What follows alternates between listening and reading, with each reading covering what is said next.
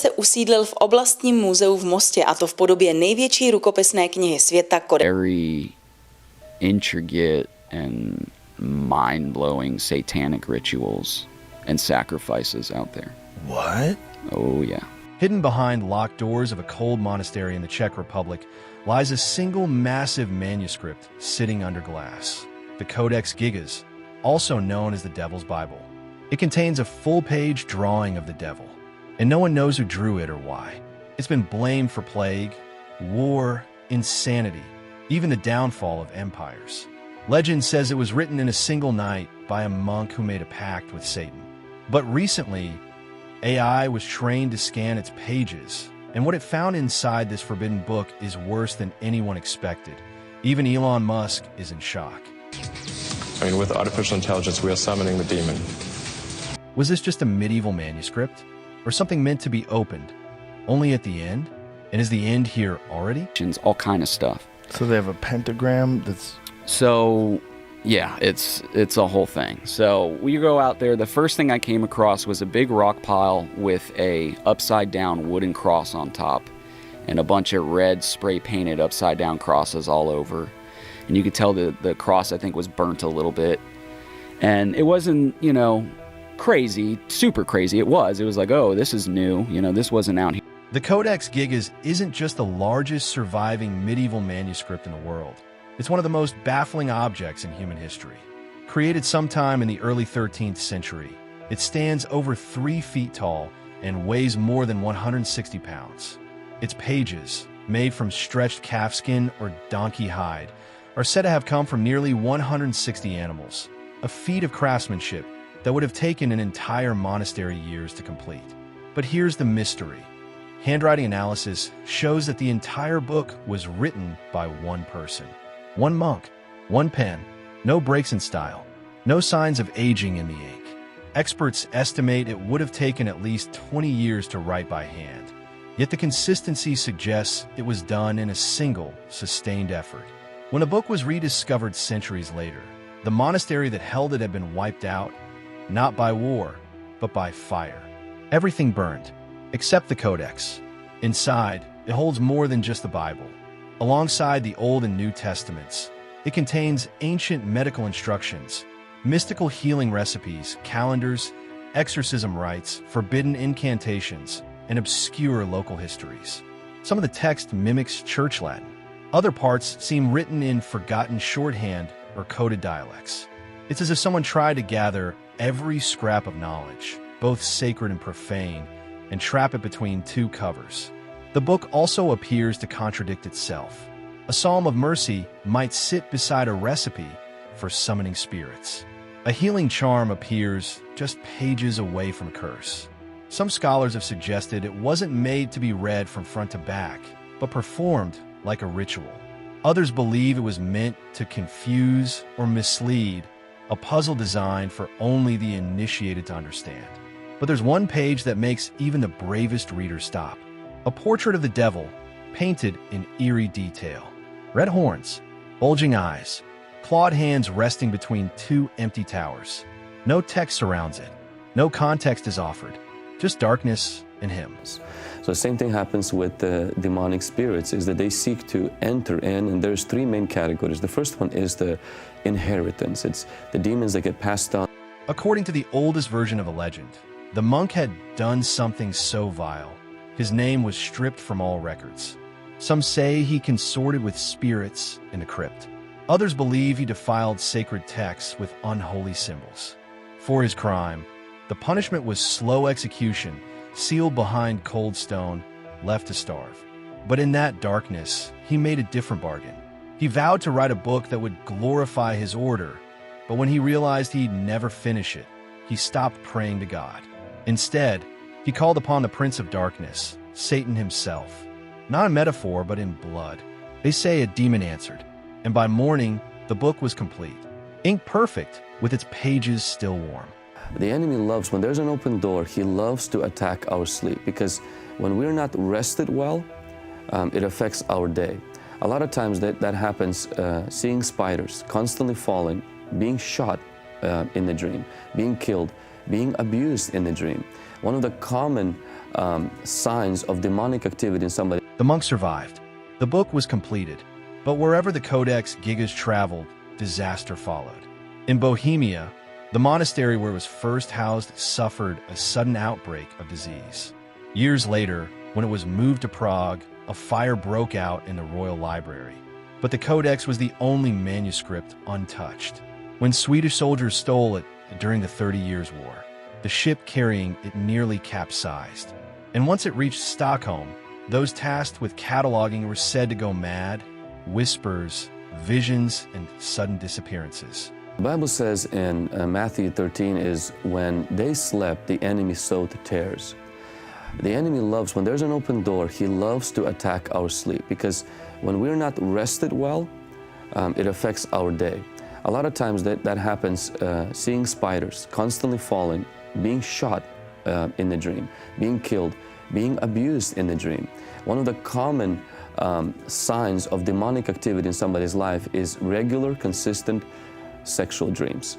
They call them incubus or succubus, when it gets even to the point where a person have a different life in the dream. They have children in the dream. Monks who touched it without prayer fell ill. A scribe who once tried to replicate its calligraphy was found dead in his cell, eyes wide open, fingers snapped backward. So is it all just superstition? Or did the book carry something more than ink and parchment? Why would one manuscript contain the Word of God and instructions for summoning demons? And who wrote the parts no one can seem to translate? Oh yeah.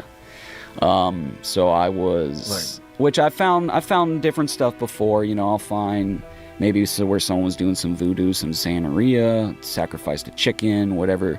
All that's like kind of normal out there. That's not that crazy. But what I found this night was For centuries, scholars have pored over the Codex Gigas, searching for clarity in a book that refused to be understood. Some passages fell out of place. Others trailed off into nonsense. Entire sections seemed to contradict themselves or vanish entirely. Experts blame time, wear decay, but something never felt right. The handwriting never changes, yet scholars say no man could have written it that fast. There are margins filled with ghost symbols, shapes no language owns, as if someone or something was writing beyond what we can read.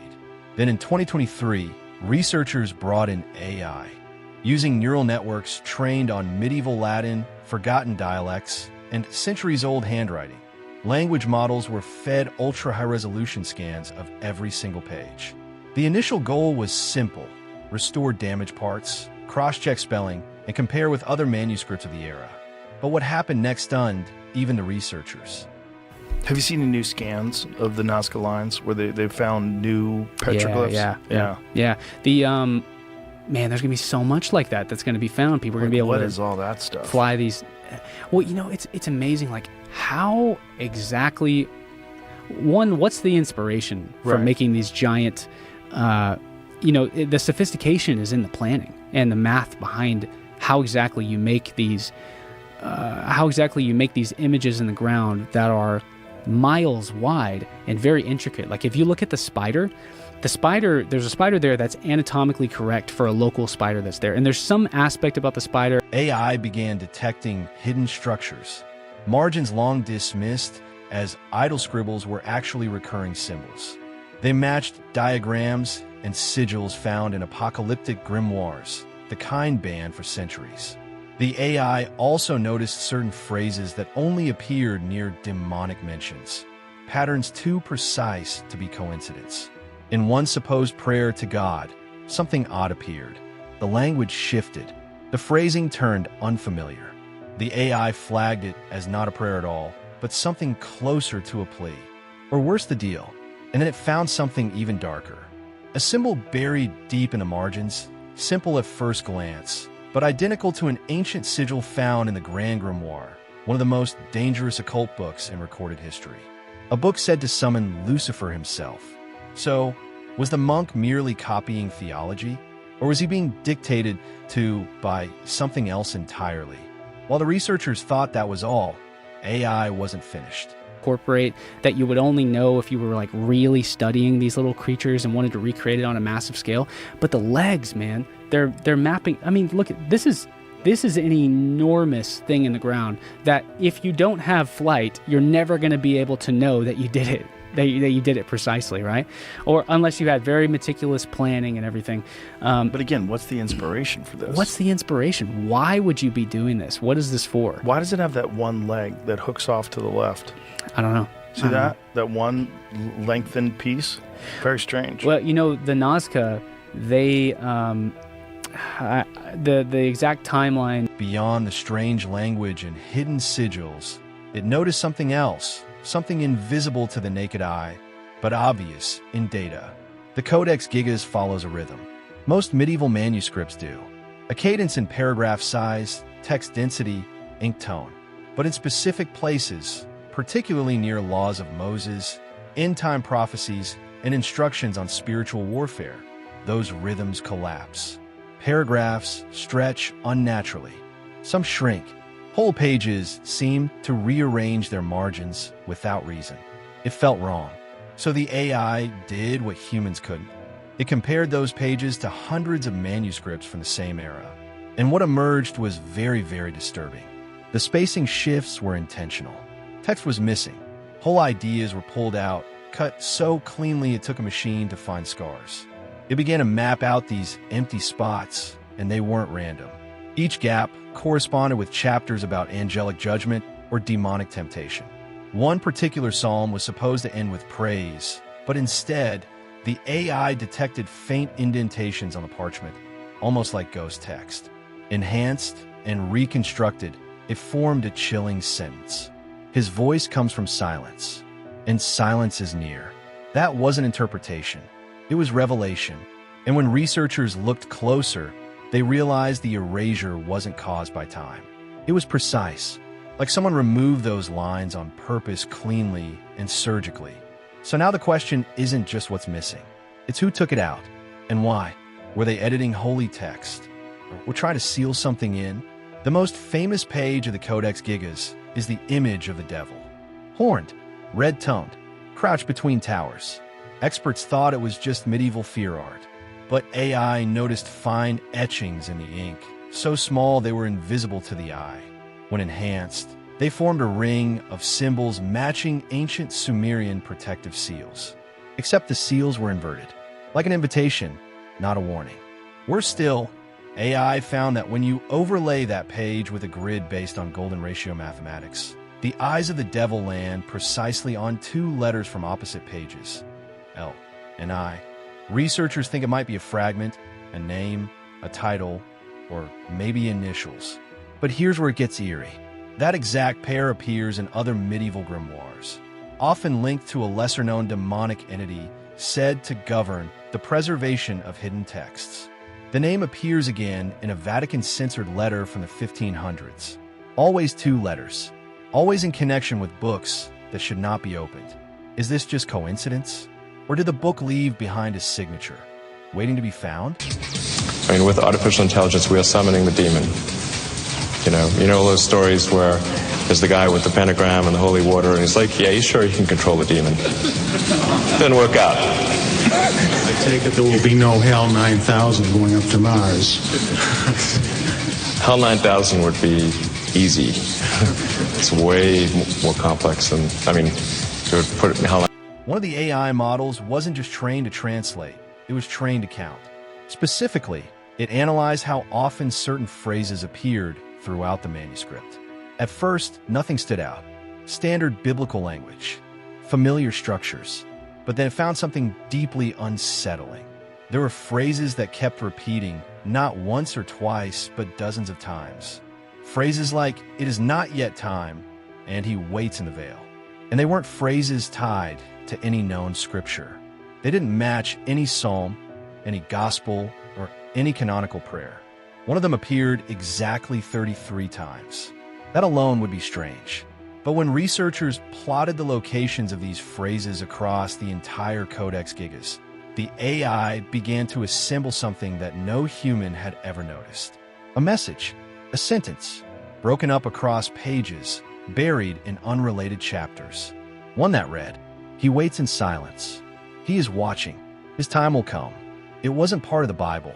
It wasn't part of any known occult text. It seemed like something left behind on purpose in plain sight, but fragmented, hidden in plain text, like a message meant to be completed only by a machine. So who wrote it? And who were they writing to? And if this message was truly meant to be discovered only when the technology existed to do so, then what happens now that it's finally been read? Was the Codex Gigas a trap, waiting to be triggered? The Devil's Bible has traveled across centuries, and every time it changed hands, something seemed to follow. In the 1600s, Swedish King Rudolf II reportedly obsessed over the manuscript. Weeks after receiving it, he fell ill. Some said it was poison. Others whispered it was something worse, something that crept in the moment he opened the book. A monk in the 18th century tried to reproduce one of the pages. He was later found wandering the halls of his monastery, muttering in languages he never studied. He lived, but never spoke again. Now, even in the age of machines, the pattern continues. One AI researcher suddenly dropped out of the decoding project with no warning or formal resignation. Just a message to colleagues. There's something in the code. It watches back.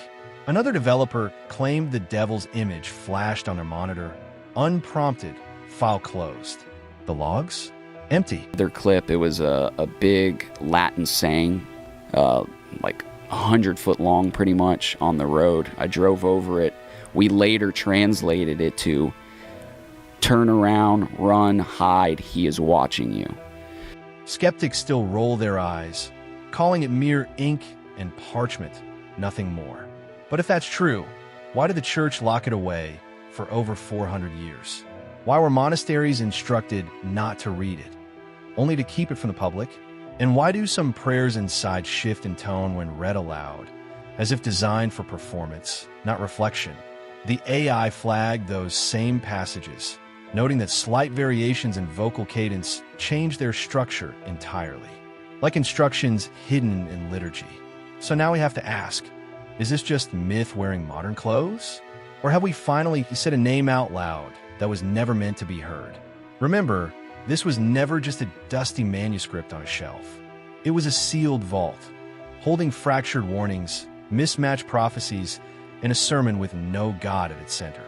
When AI read it, it didn't just see words. It heard rhythm, echo, repetition that felt intentional, designed, like something waited to be pieced together. Now we've seen it, and we can't go back. Maybe the monk who wrote it wasn't glorifying darkness. Maybe he was sounding an alarm for a time when we'd finally be able to hear it. A time like now, because knowledge comes with a price. And decoding ancient texts doesn't just uncover history. It can uncover something else. On the final page, etched faintly near the edge, the AI detected one last chilling phrase. Was this book cursed or coded? And now that it's open, are we reading it? Or is it reading us? Drop your thoughts in the comments, and do not fail to like and subscribe for more.